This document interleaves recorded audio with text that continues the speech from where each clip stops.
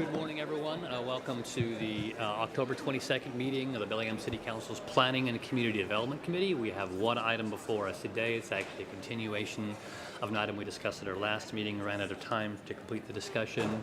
Hopefully we'll wrap that up today. It is consideration of proposed subdivision regulations, a new title, Title 23, entitled called Land Division. This is a repeal and replace effort rather than thoroughly mark up and confuse old Title 18, I think it is. We're just going to remove Title 18 and adopt 23. 23 contains almost much of the information in the old Title 18, but also significant changes in order maybe to discuss some of those changes. But there's one little wrinkle in repealing Section 18. There's a section which is being repealed and not being replaced, which is not a good idea. That actually has to do with street regulations, and so that piece, we have to deal with it. Mr. Stepper or somebody, you want to describe how we're going to deal with that one piece? Council members, as Council Member Lillquist noted, we run into the issue where we started a process. We assumed that two trains would leave their respective stations simultaneously. If you've ridden the Cascade on Amtrak, that never happens. And indeed, with our subdivision regulations, it's a similar occurrence. We had hoped to advance some changes in our street standards that would accompany your review of the subdivisions because they are somewhat related. However, for a variety of good reasons, we have not advanced that as fast as we would like. We need to take time to do that thoroughly, and it will come forward to you in the future. However, in the interim, we can't be absent standards. So what we are proposing to do is to go back to the Planning Commission to re-adopt those standards on a basis where they're permanent regulations rather than an interim control. But for all intents and purposes, we're cutting from one place, pasting to another, and re-adopting it. So no change in what's there, but what it does do is ensure that any future reviews would still have those standards applicable. To reintegrate them into the code you're considering now seems somewhat problematic because then we'd have to strip them all out subsequently. So this is a holding action until our other process catches up, which we intend to have happen. We will be taking that to the Planning Commission for a public hearing and then coming back to the Council. Again, exactly the standards that are currently adopted, just a placekeeper, so we have standards until replacements come forward. What that might necessitate is after this committee is done with its review, we'd ask that it not be forwarded to the Council as a whole, Committee of the Whole, for consideration and recommendation until such time as you've considered and also forward on this holding action of a revised 13, which are the street standards, so we can implement it more fully. So that might be about a 1 month delay for that section to come forward. Just about, yeah. And I totally look at that. It's basically one-page ordinance that would take it from the section 18, I think, which is disappearing, and putting it in 13, where it will live unchanged. But we need to follow the process. So with that being done, we'll now go back to this larger proposed subdivision regulations on land division, and I'm not sure where we want to pick up on this.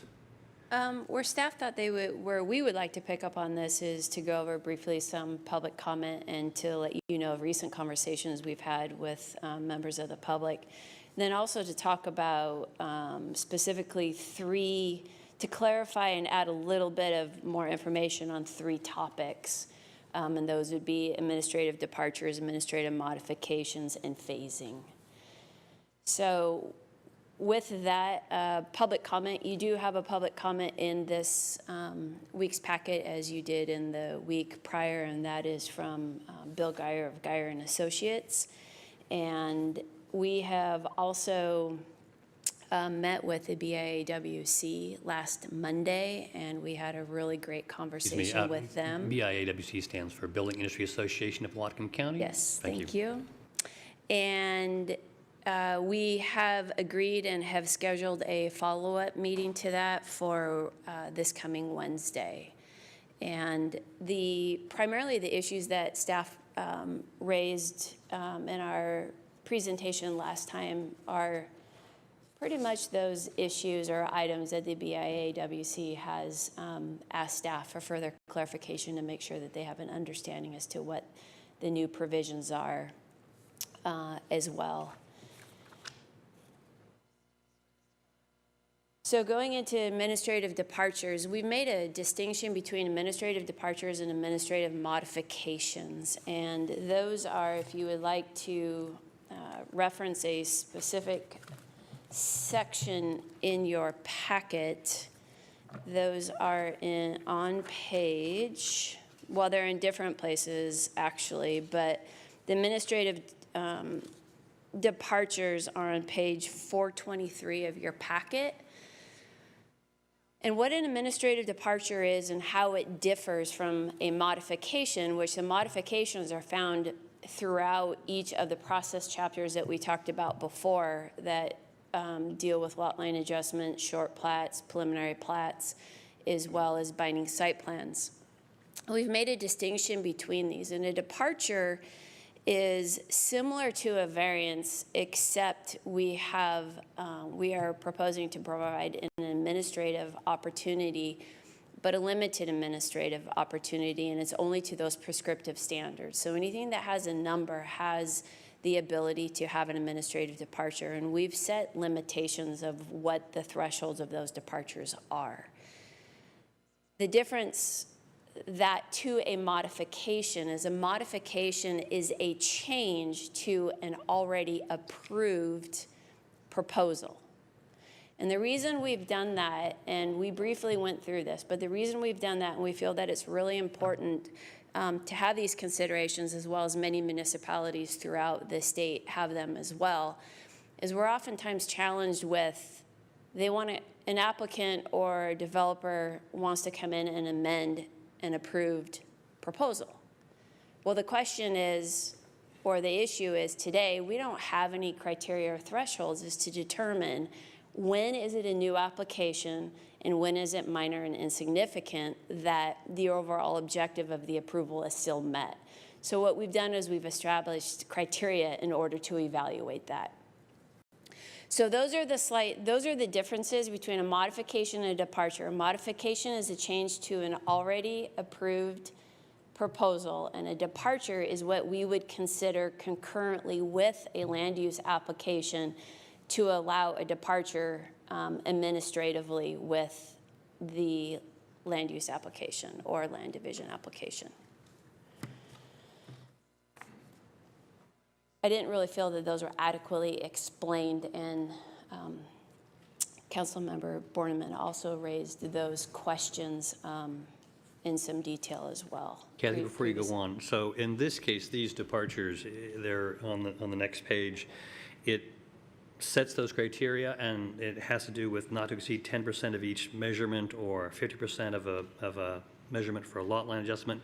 Are these departures have basically only to do with like the length of lines and where lines are drawn? No other zoning things are being departed from? No, there actually is zoning, because it says in there as well that you can ask for a departure of a standard that's in Title 20, and Title 20 could be setbacks, it could be other areas that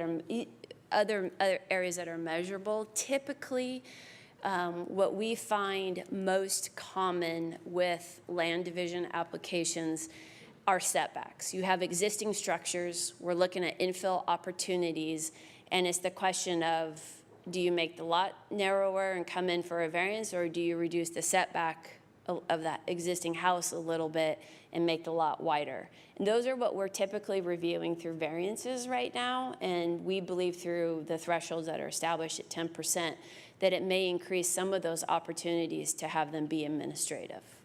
That doesn't mean that there's an excuse, or there would still be a requirement for compliance with building code should there be a certain building construction requirement of the structure to the property line. So none of those issues are excused. It simply is a measurement. Oh, I'm sorry, Terry, you had a question? Yeah. With that, with the variance, if a neighbor's property is affected by, possibly allowing closer to property lines or whatever, they have the ability to have some input into it.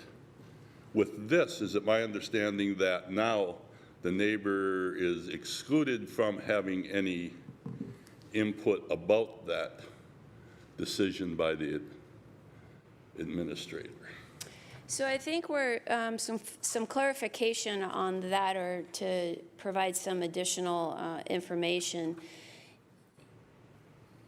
is with the new lots, newly created lots, it's not anticipated through the departure program that we would need to issue setback departures with the plat or with the land division, because we're hoping that the lots that we're creating are actually buildable lots under the existing regulations. So really where we're anticipating this is when you have an existing structure, and you may reduce the setback to the existing structure, and the impact is to that structure. So anyone who owns that structure, if the landowners are the ones doing the division, then they're impacting themselves, and it's a known impact. This does not allow, for example, someone to come in and do a concurrent, say, addition to their home that wouldn't meet setbacks with a land division. That would still require a Title 20 variance, because that's not as a cause or a result of the subdivision. That's a different cause and result. So the variance process that's still there for Title 20 is still there should they be doing an action, or that action is not necessitating a departure through this. There's a distinction between that. So we're not trying to excuse the variance process for impact on abutting neighbors.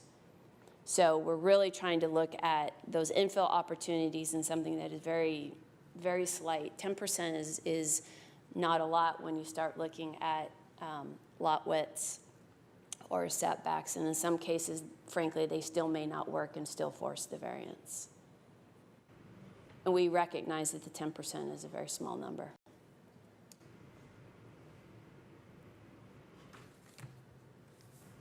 Okay.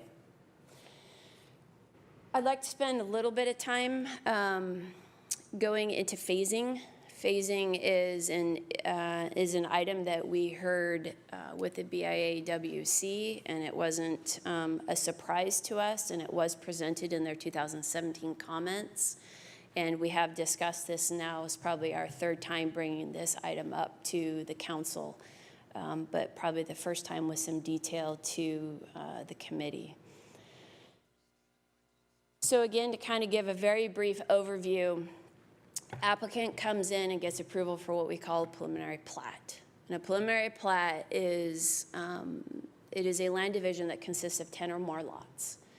And currently, they have an opportunity to do phasing. Phasing is not specified specifically in our existing regulations as to the number of phases, the number of lots in a phase. It's just assumed you can do phasing because there are time extensions that are allowed per each phase. So currently what we allow or require is that a final plat, which is then either final approval, meaning all preliminary plat conditions of final plat or a preliminary plat have been met, either comes in as a whole or they do it in phases. So if we just take, for example, a phased approach, phase one, what our current regulations say is that you shall do final plat within 5 years of receiving preliminary plat approval. So if you receive approval this year, you have until 2023 to do your first final plat. And then what it continues to go on to say that the second phase, you then have an additional 5 years. And then the subsequent, you have an additional 5 years. So there's this 5-year increment that allows you or allows the developer to extend the vested status of the preliminary plat in order to obtain final plat approval. Because there is an undefined number of lots per phase and or an undefined number of phases, that can go on for a very long time, and in some situations it has gone on for a very long time. And so staff looked at that, and we believe that there should be a limit, and the limit is, what we're proposing is that they have the 5 years, which is state mandated, to do their first final plat, And then also that's allowed by state is we can extend the vested status of our land use applications, and we're proposing to extend that 5 years by allowing 2 one-year extensions. The first 1 year extension is it's basically it's almost a perfunct routine extension.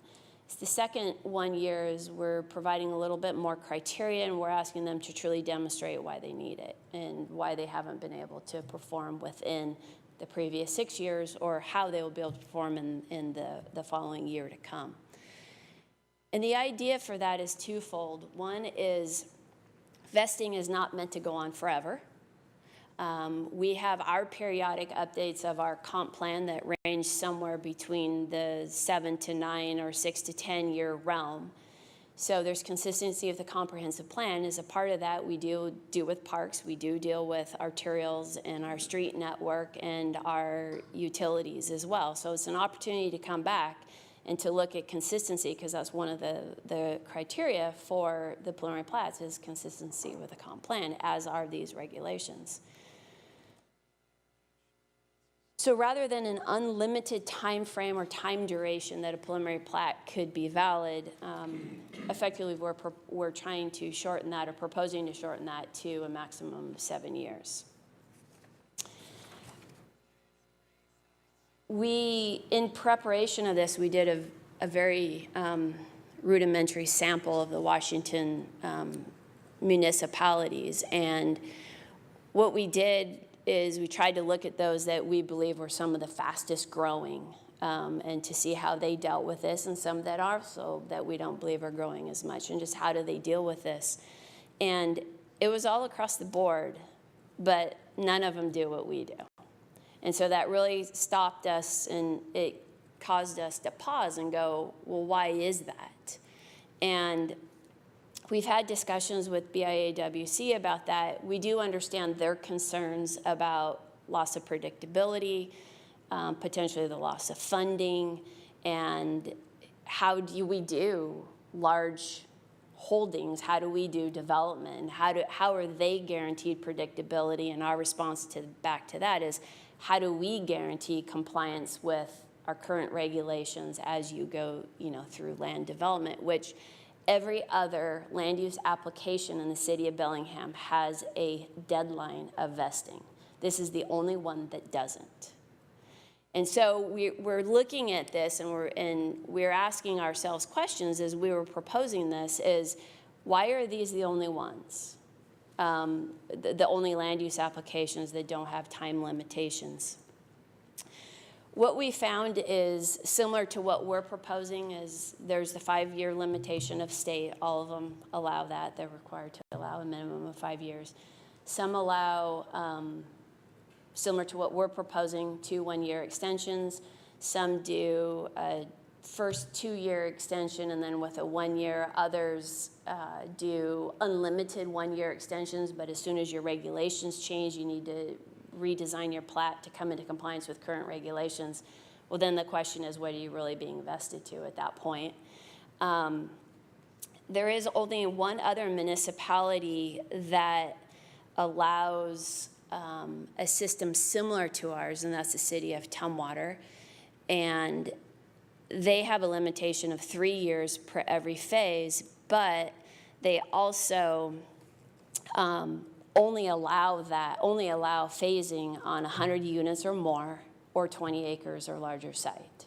So they're recognizing to some point that these really large holdings, that there should or could be some other opportunity of how to develop those. We still ask the question, without limiting the number of phases, which there's no specification there, and or limiting the number of lots within, you've effectively gone back to what we have. It's 3 years instead of 5 years, and you still have this vesting mechanism forever, potentially forever. Our forever is, in the scheme, you could go up to 50 years, which in a planning land use time, that's a really long time. We can call it forever for the scope of. And then there's some municipalities that don't allow extensions.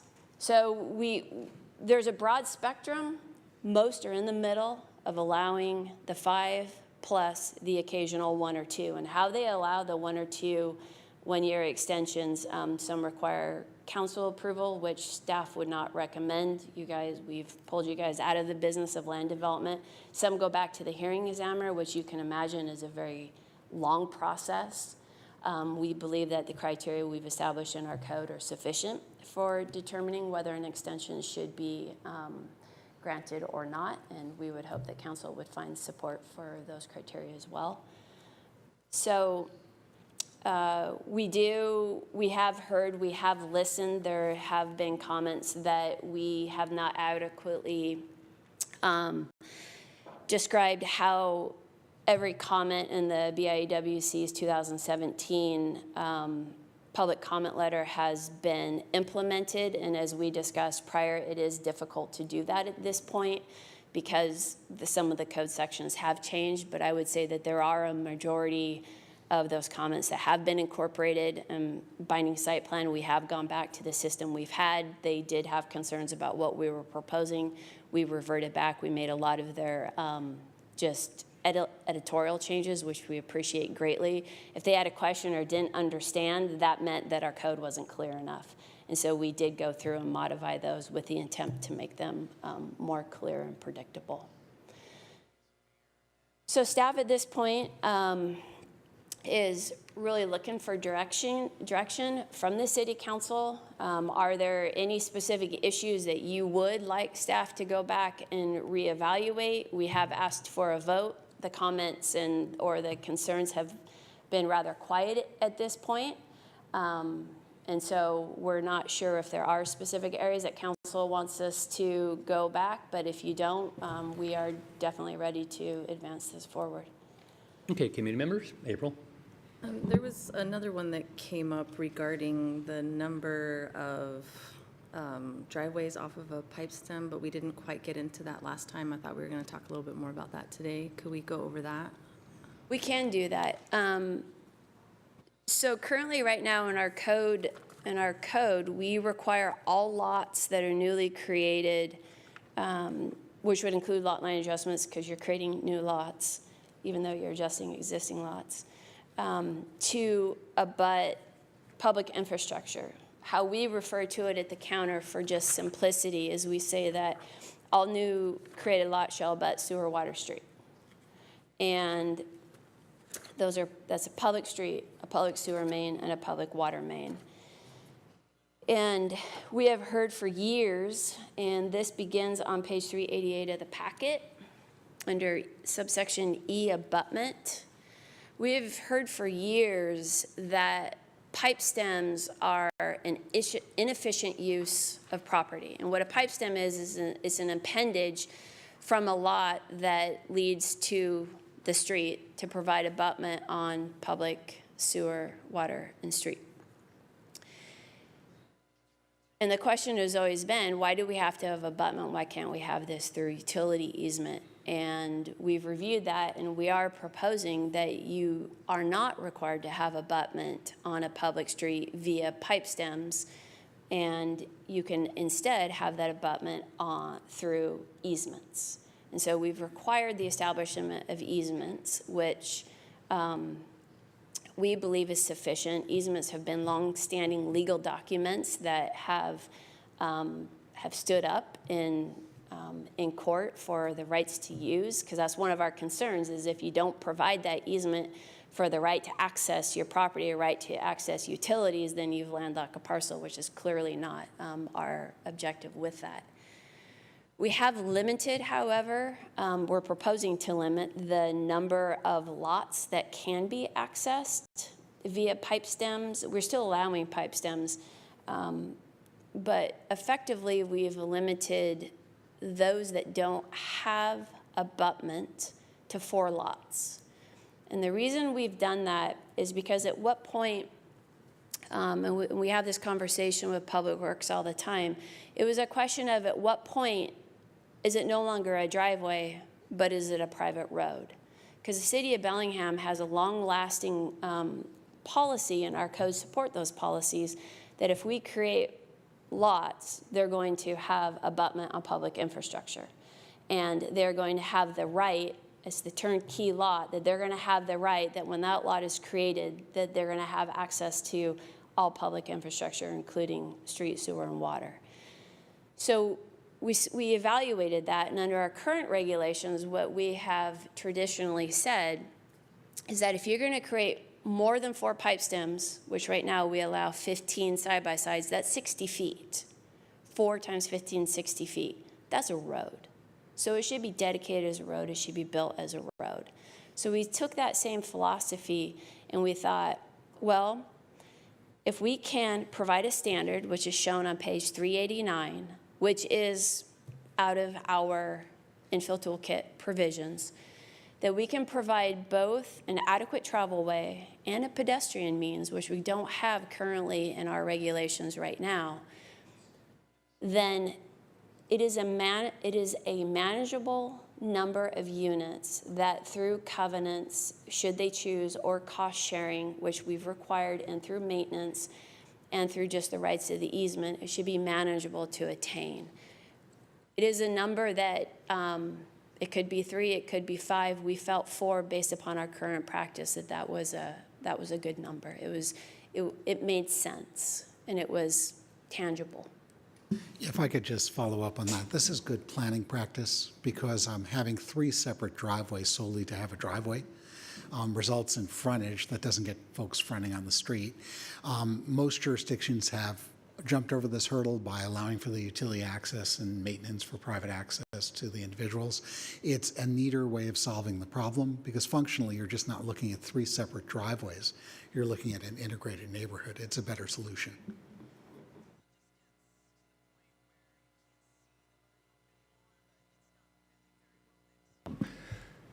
Heather, Hannah. Nope, I called you, Hannah. She doesn't have a Okay, question. April, go ahead. So since it sounds like there will be some covenant, something in there to make sure the road is going to continue to be maintained. And if one of the important things that I got out of having to redo the subdivision code is realizing the current density. So if there were a situation where 2 more accesses would actually realize the current density, but would be more than your 4, I don't see that there's language that allows administration to look at special circumstances where, especially in areas where we really want to encourage infill. Is there anything in there that allows for administration to be a little more forgiving if, especially, it's going to help realize the current density, which is what we're really trying to achieve?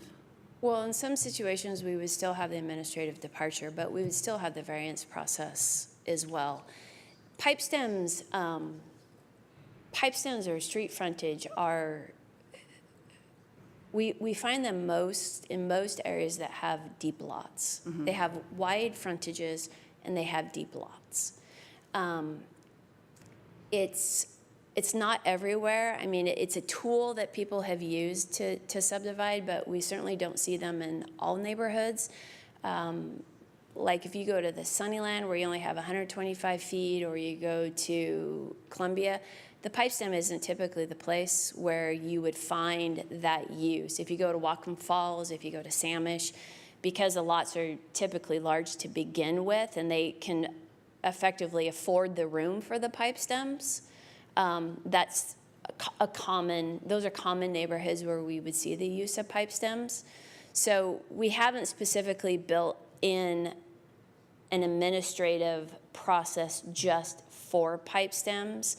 It would be the same as, or no abutment. It is the same process that we would propose for compliance with any of our sections.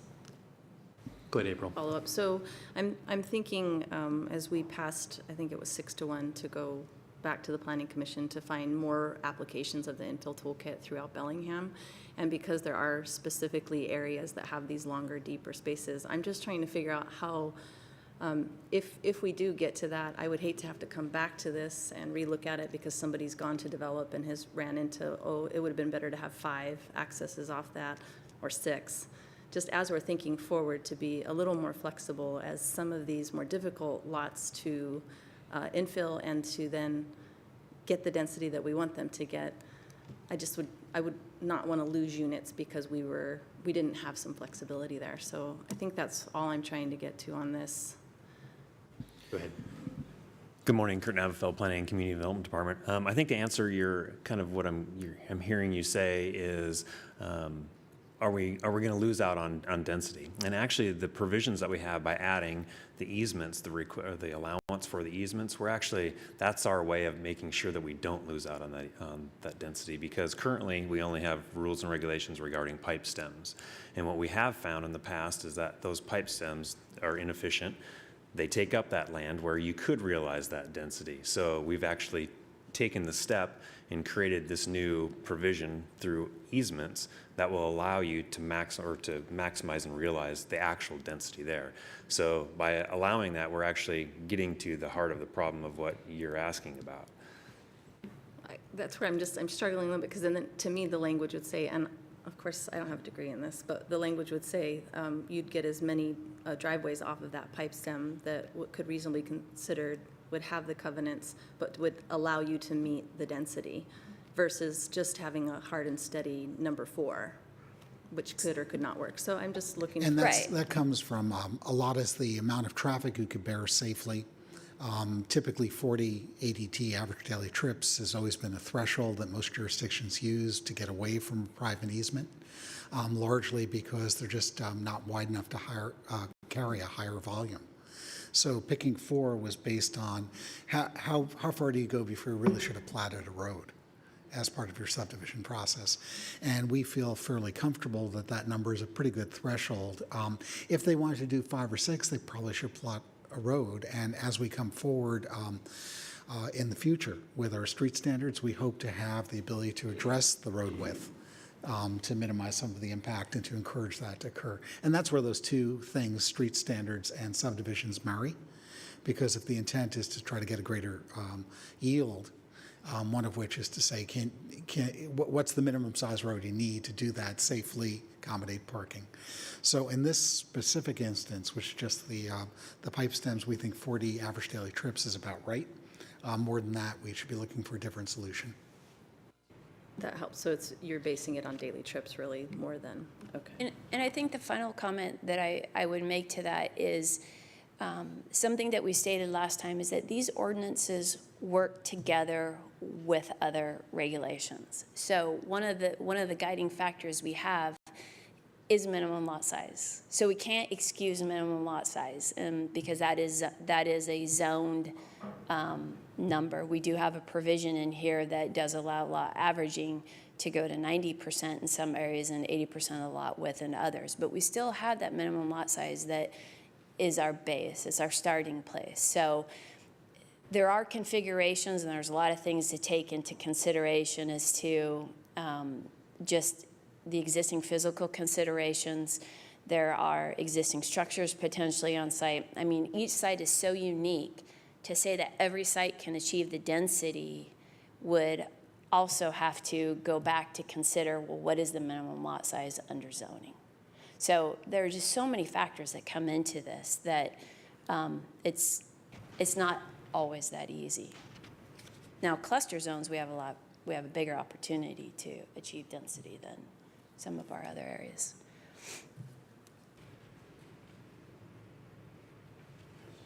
Any other questions? Just keep going. Go Do you ahead. have any Well, questions? I have a few questions myself. Oh, go but- for it. No, jump in. Well, okay, Mine's so on a different topic. where to begin? Let me actually go to the end, which are the kind of bigger kind of policy questions. And I'm referring to the findings and conclusions by the Planning Commission. And there's a section where there's several pages of comprehensive policy what's cited. And the conclusion is that this new land division chapter furthers those policies. And I guess I just want to make explicit exactly why is it the Planning Commission and I think staff believe that these policies are furthered. So for example, policy H2, encouraging the mix of housing types for new development. How does the new subdivision ordinance allow for, say, the mixing of housing types? And also in the clusters, one of the new things is, suppose this will allow, again, a mixture of housing types under the cluster subdivision, which apparently wasn't allowed before. Could you explain how the new rules allow that mixture of housing types? I think in some ways you just answered that. So what we've identified primarily is that most of our clusters areas that are undeveloped right now is what we would call greenfield sites, because there's not a lot of infrastructure. There's just not a lot of development out there. So what we've done is we've looked at that, and in a way to encourage the mixed housing types is to allow those those infill housing types in BMC 2028 in those cluster zones. So rather than have just our traditional single-family neighborhoods in our single-family zones, is to allow our single-family neighborhoods to also include those infill housing types as a part of now our new neighborhoods that we'll be creating in our greenfield developments. We don't really find a lot of greenfield sites interior to the city, so we did not make that recommendation to allow the infill toolkit in our single-family zones that did not have the cluster designation. We believed our most opportunity to incorporate the infill housing units mixed with our conventional single-family are the greenfield sites. Okay, similarly, there's a couple policies, CD 46, EV 28, that have to do with providing natural areas, open space linkages, provide maintain public accessible but privately maintained open spaces. How is it these new land division rules allow for those open spaces, those green spaces, those public and sometimes privately maintained but still public spaces? So we've incorporated, there's two factors in there. One is we've incorporated the performance standards, and the performance standards really ask the developers to look at the land first, let the land speak first, and look at those natural features. Sometimes those natural features are in addition to the critical areas that are already regulated through the city codes. And rather than mass grade and clear the site, let's figure out whether or not some of these natural features can be incorporated and preserved, and are they providing habitat linkages to other areas that maybe aren't just necessarily critical areas, but are also providing an important function of just connectivity of other and existing natural areas. Another area that we have incorporated more specifically in these proposed regulations as opposed to the existing is we're asking, again, the upfront, the early look as what is the Parks and Recreation Open Space Plan, that chapter of the comprehensive plan, what is it asking for in this area? And what can we do to further advance those connectivities, those park areas, those natural features, which are a part of our parks and open space planning, because they obviously add benefit to those as well. So we've really tried to look into these goals and policies and to figure out how we can further them through our regulations. And those are just two examples of way that we believe that we've done that to further these. So going back to Bill's letter that's in the packet here, he asked like 4 questions, make sure that he wants to understand how decreased costs, new lots as a percentage of new housing costs, those questions that he had. Where I thought the questions would probably be valuable is after, like, do we have some data points, some things that we're going to be collecting to pay attention to the success of this ordinance compared to others that will kind of be checkpoints? So for those, this happens a lot, right? Folks come in on the vesting question or other thing. It's a concern. We don't know for sure if it's going to cause any problem. And then we go on with an ordinance or something, and we never really quite come back to answer those things. Did it cause harm? Did it improve the process? It would be interesting, especially because this is such a large change, and I think we're going to see some real positive things from it. And some of those questions to me, like, did we realize more density in neighborhoods? Did people use a utility easement versus a pipe stem? Like, were we able to maintain character in a neighborhood or decrease some concerns with neighbors?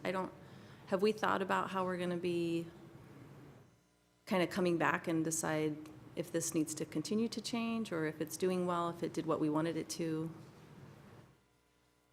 I think if I could answer that. One of the things that our department has adopted recently is the lean philosophy. and continuous process improvement. And that's one of the things that we've integrated into our work programs on a yearly basis, to where we're going back and looking at codes that we've recently updated, looking at our processes. So we're always doing that. So that's kind of been integrated into our overall work program and department structure. So I think to answer those questions, we will be continuously looking at things and making sure that we are. It's not formally written and required in some of our ordinances that we've done, but it's more of a way that we do work in our department now. And it's that philosophy that we've adopted to ensure that that'll happen. I think that's one of the things that we want to make sure is, especially with the subdivision code, is that we want to make sure that when we talk about realizing density, we want to make sure that that's happening. So let's get a few subdivisions under our belt and then come back in and look at that and say, are these new rules and regulations doing exactly what we hoped that they had did? If not, we need to go back and tweak it. So we believe just our departmental philosophy will help that. Yeah, I would say, I mean, just to the mayor with staff, I think sometimes things are going really well and they're doing exactly what you want, and then it moves on with its process, but it never really comes back to say, hey, you know, these things that we were worried about didn't really go bad. The things that we really liked, it actually happened. We usually only hear about it when it didn't work out so well and you're coming back to us to fix it. So I just wonder in this process, it would, some type of trigger, something to just bring it back. And did we see some lots that weren't getting developed get developed because specifically of this new subdivision ordinance or changes? So I would just like to figure out how we might add one bit more follow-up information for council as we move forward through processes. Just so I can respond to that, I really appreciate the fact that the planning and everybody, actually, the planning department has adopted the lean philosophy, because I view development of regulation and analysis of regulation and budgeting for a work plan as everything is circular. It's not linear. So I think they're doing a great job of this. Yes, it's a little bit slow because there's a lot of regulation, but I think you'll all acknowledge that you are getting more updates, sometimes appreciated, sometimes not, I think, depending on how long they make the meeting go. But our departments are coming back and telling you what's going on. It's kind of like the good child in a family. I was the good child, by the way. The attention is on the things that are going wrong, and that's why we come forward with changes in our ordinances, so that we can make it better based on what the staff has been doing. Oh, this isn't working, we're going to come to council, we're going to ask for a change. When the things are going well is why we're coming with more updates, because that's what we didn't talk about enough to you.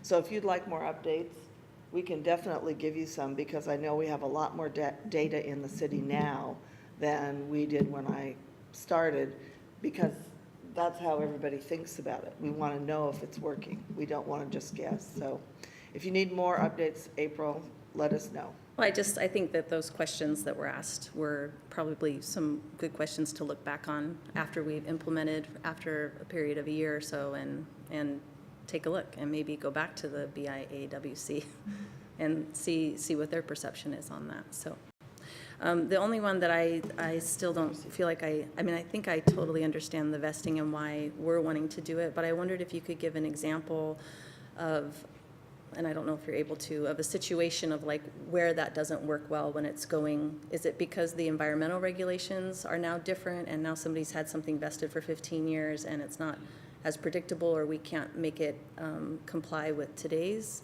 I mean, what's the reasoning of, I'm hearing you say the reasoning, but it's not quite translating, since I don't do planning and development, on why we would want to limit somebody there. Primarily, it is environmental regulations for the most part. And what we're also finding is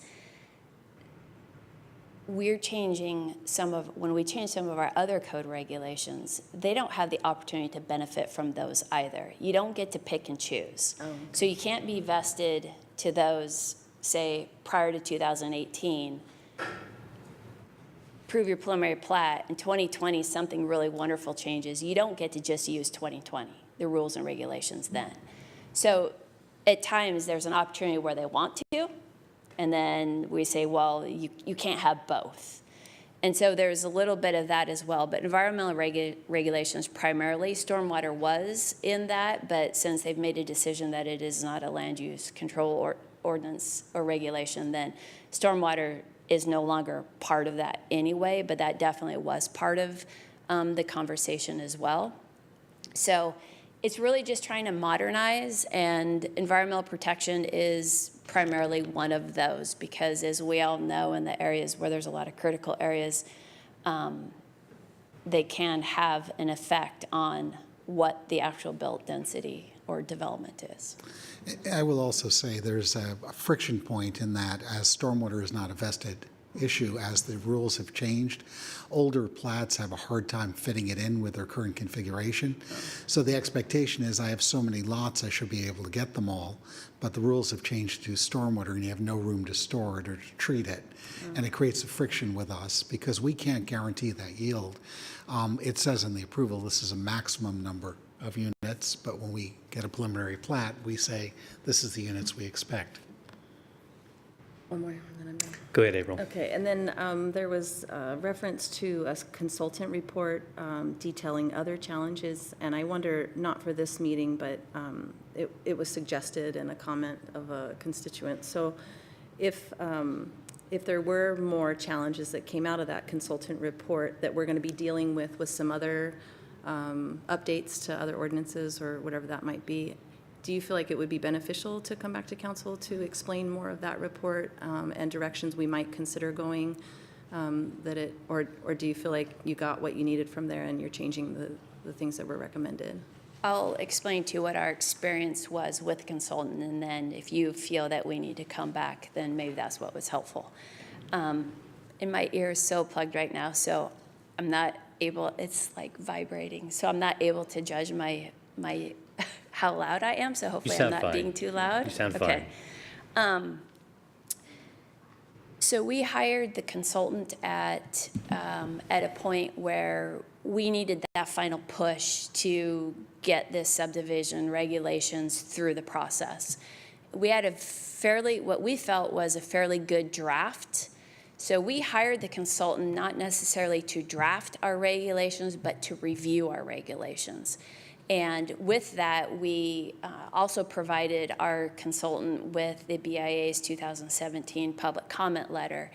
And there are many scenarios where her comments were, yes, the BIA is on point and you should modify your regulations to do this. So done, and we did.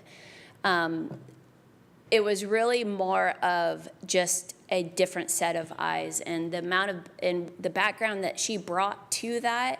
She's been a planning director, she's a hearing examiner, she's been a land appraiser. I mean, she has such a vast, broad knowledge of land use that she's worn so many different hats that she was able to provide us feedback based upon those.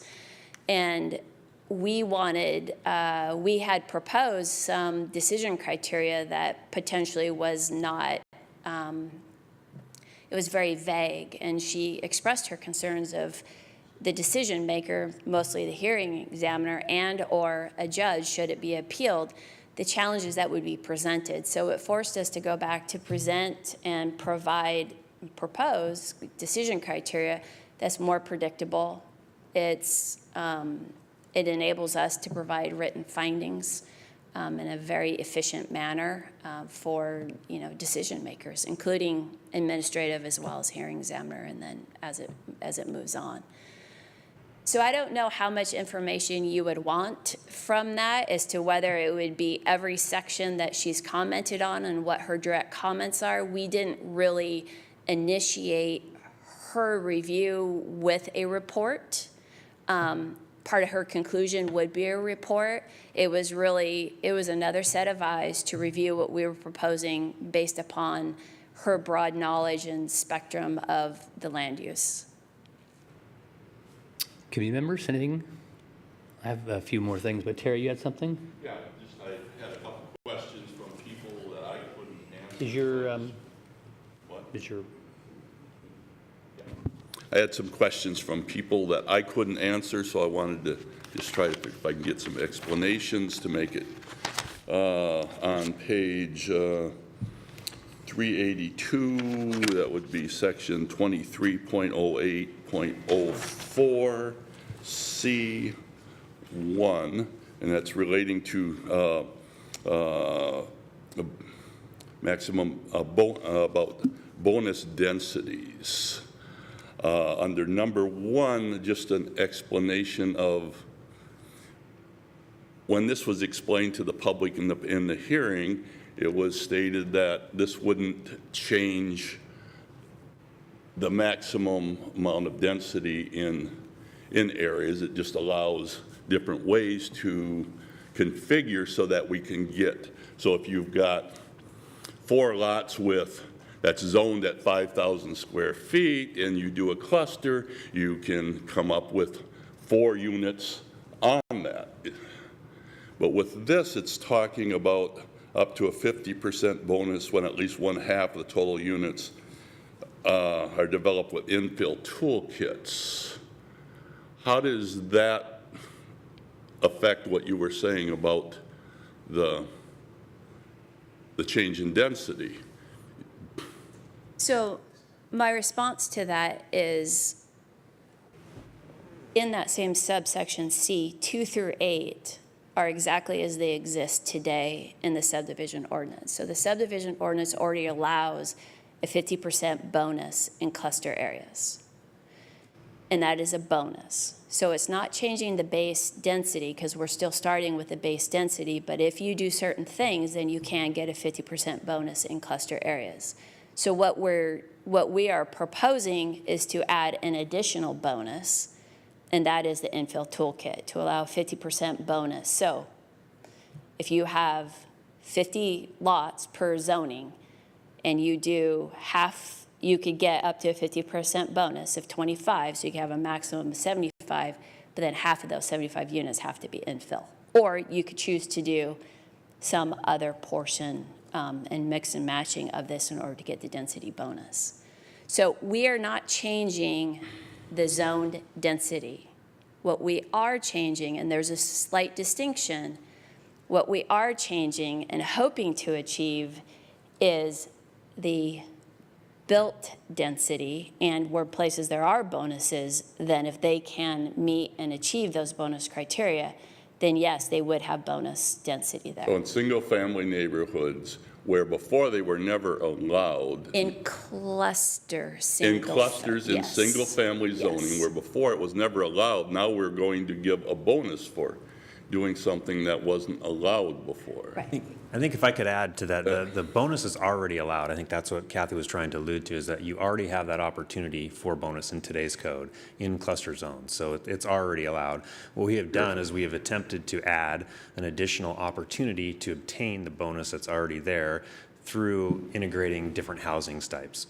I mean, that's really what we're looking at, is we're not necessarily adding a bonus, we're adding an additional opportunity to meet that bonus that's already there. And hopefully, by getting different housing forms, that the missing middle discussion that we've had, just alternative housing forms through the toolkit, and this is just that opportunity to meet that existing bonus that's already there.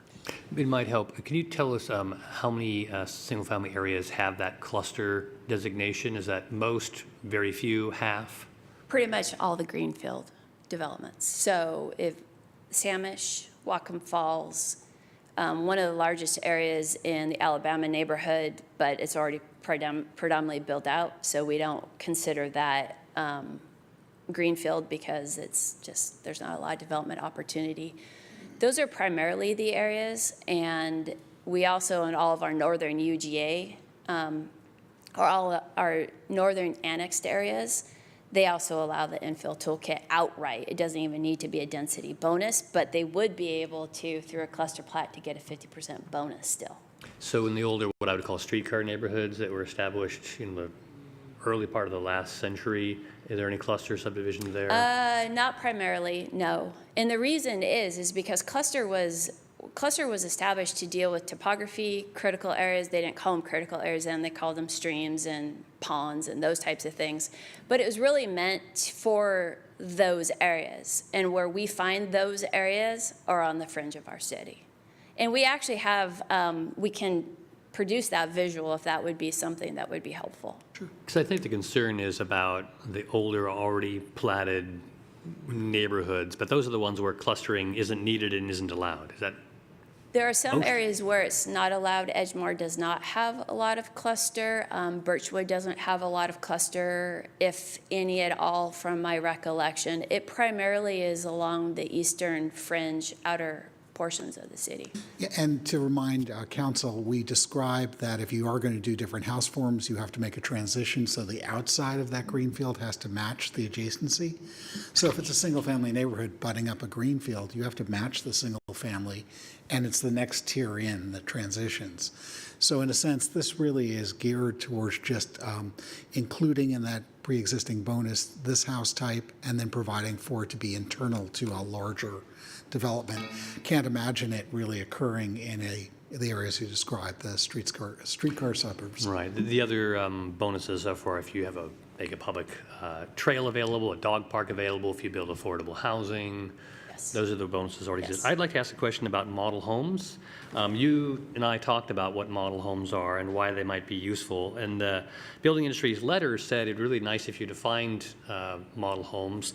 I'm reading that section on model homes on page 366, and if I didn't know what they are, I'm not sure I could tell what you mean by them. When I think of model homes, I think of those showcase dream of houses kind of homes. That's not what they are. I can't tell that.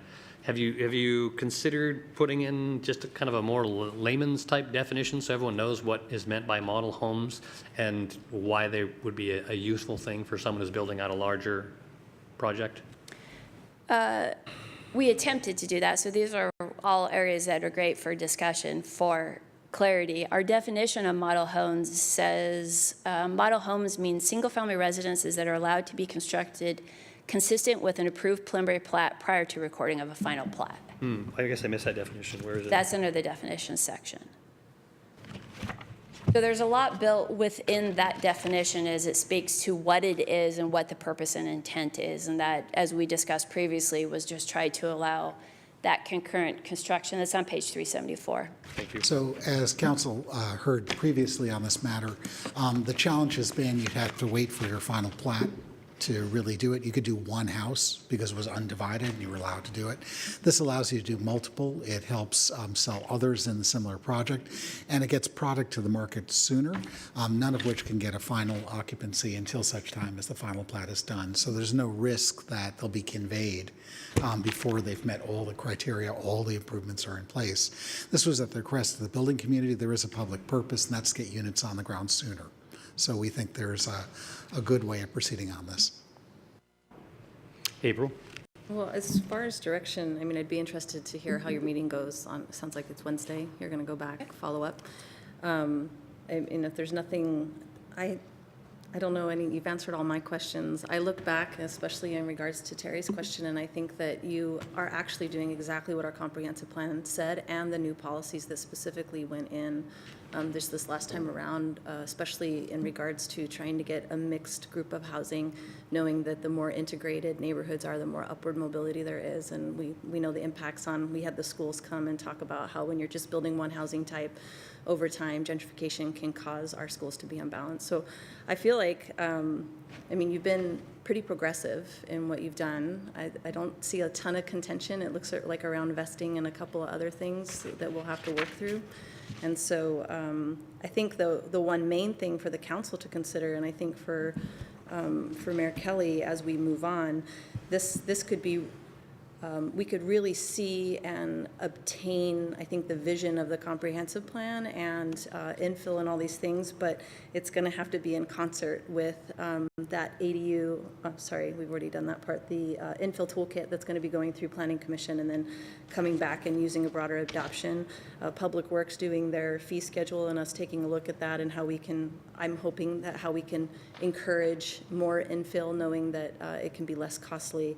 And then we're going to have a conversation around increased density, and I think that will probably be tackled with hopefully our climate action task force and looking at ways that beyond just buying cleaner energy and being more efficient, that we could actually encourage better stewardship of the environment by densification. So I think there's just a lot of things kind of converging. So I am excited to see in about a year's time, as we get a lot of these things down, what that really means for our community and that we're hitting the goals and the targets that we aspire to. But I think we're going to have to be very intentional to make sure those all keep moving forward as a council and, of course, for staff. So far, I have no other direction than from me to keep moving forward. Let us know if you hear anything different from that conversation. Any other committee comments? I'd like to bring up two other issues. One had to do with what was on page 380. It has to do with a grid pattern for streets. Grid patterns, or as it also says here, a modified grid of curvilinear streets. Basically, you have streets that cross and give you multiple redundant pathways in and out. We have often boxed ourselves into a bad place transportation-wise by creating dead ends or single way in, single way out, and this is an attempt to get away from that. There was a comment letter, I think, from the Building Industry Association, where there was some confusion on, like, we can't do grids, right? And they were imagining 90-degree grids, which I guess you can't do. Has that been worked through? Does everyone understand? Because it's kind of a funny language, modified grid of curvilinear streets. Is that issue clear, do you think, from a regulator standpoint, from an applicant standpoint? Because I really don't want us to have bad street systems that we, regret in the future. I would say that based upon our meeting as of last Monday with the BIWC, either they had not read the modified version to add the curvilinear, because their comment was exactly yours. We can't do a traditional grid pattern like we see Letter Streets, Columbia, et cetera. And we're like, no, that's not what we said. We actually added in here curvilinear. And it works together with connectivity, because that's really what we're trying to do, is exactly what you're saying, is we're trying to avoid the dead ends. And we're really trying to provide alternative means of access through these neighborhoods and to join neighborhoods, and so that you can actually walk to your neighbors, the neighborhood next door, et cetera. So I would like to leave that to see if the BIWC couldn't add further clarification that we wanted to provide. It's either going to be curved roads that are going to provide a grid system, or they're going to be straight. And so I don't know what other kind of roads there are, but they do work together with the connectivity. Yeah, it's the fact that grids have multiple redundant ways of getting from A to B that I think we have to have in our grid, and I want to make sure that in this land division regulations, and I don't know if it comes up in the whole street standards portion too, or if it only dealt with here. I just want to make sure that that is covered here, and in the future we don't have problems. I mean, every now and then you have to have a little cul-de-sac, but I mean, let's avoid them, please, if we can. Okay, and then one thing I want to touch on had to do with street trees. There's one comment in here on street trees. I'm wondering what staff sees as a policy basis for street trees. I think there should be an enormous stack of reasons behind street trees. We're moving forward eventually with an urban forestry plan. The policy language for that and the guidance was given a while back. In addition, we've had at least one neighborhood move forward on an official written green infrastructure plan, and green infrastructure is now a widely understood term in public works circles, basically the way you can handle a lot of your traditional public works demands with vegetation instead. And again, this has to do with when we're dividing up the land for building on, I want us to be really mindful of those other things like the street trees and like the green infrastructure and like the trails and like where the roads go too. In here, there is one section on page 392 on which specifies like one street per every 50 feet. Seems like those are minimum standards, right? And what I would hope we would go for is not minimum, but preferred and optimum. Maybe this isn't the place for it. Maybe that exists in the urban forestry plan or some other document. I just don't want to like lay a barrier here in these regulations that don't allow us to get there in other ways, that we should have way more than one per every 50 feet in some parts. In other parts, maybe not, but I mean, I don't know. Can you talk to the issue of street trees and whether or not more or less could be done in this land division regulation, and whether or not it does or doesn't inhibit us in other efforts on those same issues. We could talk about street trees for a really long time. I'd like to. They seem to be the simplest criteria or regulation to comply with, and actually are probably one of the most difficult to get a tree in the ground. So, and why is that? Our current regulations right now require 2 trees per lot. And what we have found over time, and what we've actually had the hearing examiner interpret, is that doesn't make a whole lot of sense. It works fine on 100-foot wide lots, but when you get to 40 feet wide, half of its driveway, you're now putting 2 trees in 20 feet. And then the next one, you get 2 trees in 20 feet. And you start to get to this pattern where they're not evenly spaced, they're very difficult to provide, and we looked at, well, what do we do in the rest of our code? And the rest of our code for all land uses, we do 1 per 50 feet along the street frontage. There's another complexity, and it's not only just the sheer numbers, where do they go?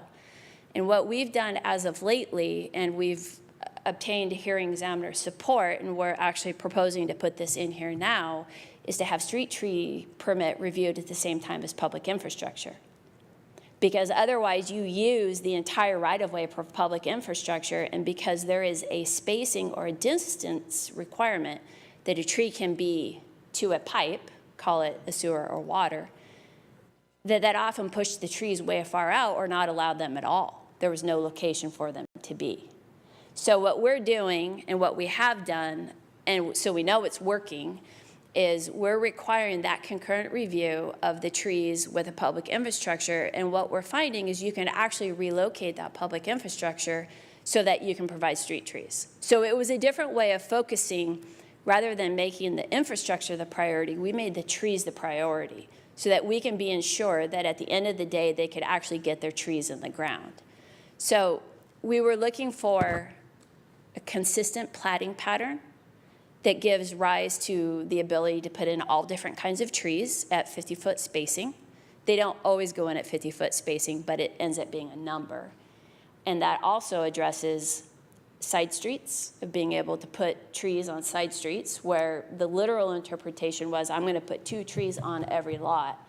And that's a very difficult thing to challenge because they're effectively correct, but we have been able to interpret it that the plat overall has to have 2 trees per lot, and that we've been able to evenly space them. So sometimes it depends. It depends on the application or the proposal as to what the net income or net outcome is. Street trees are very important. It has been a challenge with subdivisions to get them. We believe that we have found a successful means, at least how to get them, and that's that concurrent review. Should there be more? Should there be less? Should there be a specific type? I don't know that the subdivision ordinance is the place to do that. We've talked over the years of amending Title 13 of what the Parks Department regulates, where there's a specific section on street trees. We know that it's got to be the right tree, right location. We're removing them all over town because it was not the right tree, the right location, and we're replanting them with the right tree. So I think we've become more sophisticated as well as to choosing that right tree, right location. But I think the timing is also very important, and I think that we have found that there's been success. The hearing examiners have been able to give us that ability to look at how to ensure those street trees get installed. And so you're saying that should be, I think I like what I'm hearing, which is that street trees are considered at time that the public infrastructure is put in. And I appreciate that because I did call them green infrastructure. I do think of them more like the infrastructure and less like parks for pretty's sake. I think that trees are far more valuable and serve the public good in so many ways, not just looking pretty, but that's, of course, they're also pretty. So you say that review occurs at the same time, but that's not part of the land division? That's at some later? When does that occur then? That occurs with the public facilities contract application. So that's when the applicant is actually proposing where all the infrastructure would go. So then we start to look at where the pipes are underground, where the trees can go to make sure they're properly spaced from that infrastructure at that time. That's the building phase, not the land division phase. Exactly, Thank you. because otherwise, we've had situations where the pipes were underground, they're already in place, they go to do the street tree permit, and it's like, oh, you can't put them there. That's why in some of the established neighborhoods, well, newer subdivisions, but established, you'll see a landscape strip that doesn't have any street trees, and you're like, well, why is that? Well, it's because there was infrastructure underground that precluded their installation. Committee, any further discussion? So this has been a thorough discussion. I don't know if we provide any particular direction. You said you're going to have at least one more meeting with building industry representatives. Do you think this will be finalized then relatively soon, or what's the next step? We, at our last meeting, we did ask the BIWC as to how, we were curious of how they were going to present their response to the document. Were they going to try to revise some of the language? Were they just going to present bullet points, or how are they going to provide comment to the city? And we still don't know that. And so we're hoping, as we discussed, it's always easier to review and critique someone else's work. And so we would like the opportunity to also to do that to theirs as well, and to really start to have that discussion. And we may come back with you, and the chances we probably will, of still areas that we don't agree on, but that's the council's, direction to either go look at more, or, to make a recommendation to the council of the whole. And Kathy said the right thing there, and that is we're not seeking to completely modify the document for an outside agency's approval. However, they're the folks who build a lot of these subdivisions, and their knowledge could be helpful in refining it so that both the public purpose and their purposes are met. We'll return to you after we have a discussion with them with those items that we found agreement on and any changes that might come from it, because it's in the public interest and private interest. Good way of proceeding. And we will identify all the issues that we were not able to reach full agreement on and try to effectively talk about the different points of view. Since this issue has a bit of time, we'd suggest giving us till perhaps not the next meeting, but the meeting after, to return with an update, and that will give us time to review, discuss with them, see if we could reach a proposal for consideration on the Planning Commission's recommendation and potential changes, and identify those we still have unresolved. So no action being sought today. Do you think then when this does come back, it'll come back through the committee first? It would come back to the committee, and then we'd ask the committee just to, if you agree that it's appropriate to forward, we'd say that would be forwarded, but would be held from going forward to the committee of the whole till we get 13 that one through. And The street standards portion, Yeah, right? yeah, so based on what you've heard from the committee and other council members, did you receive feedback from us which makes you think you may be adding some further modifications, or do you feel that, I'm thinking that none of us offered any particular changes or criticisms? I think a lot is just clarification. I appreciate the comments, as do my colleagues. We need to, we could come back and show, for example, the map of where the cluster zoning is. That might help folks' concerns, worried about it being misapplied. That was one issue I think it might be Things helpful. like that. And we'll make sure when we come back next time, we'll have that. Anything else from the committee? Okay, that took all of our time and then some. Thank you very much. I will report this out this evening to the council committee of the whole, and this meeting is adjourned.